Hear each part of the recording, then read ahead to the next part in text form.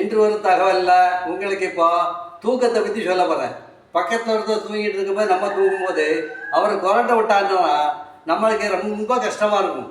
அவரை எழுப்பி எந்தையா கொரட்டை விட்றாரு அப்படின்னு சொல்லினா கூட ரெண்டாவது தூங்கணுன்னா அவர் கொரட்டை விட்டுருவார்.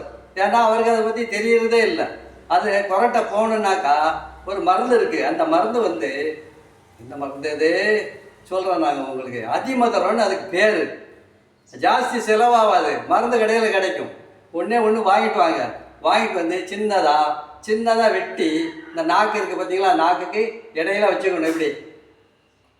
இப்படி வச்சு தூங்குனாக்கா இந்த கொரட்டை விடுற சத்தம் நாளடைவில் கம்மியாகிட்டே வரும். ஆனால் ஒரு நாள் விட்டு வைக்கலாம் கூடாது. நல்ல அழகாக டெய்லி வைக்கணும் நைட்டில்.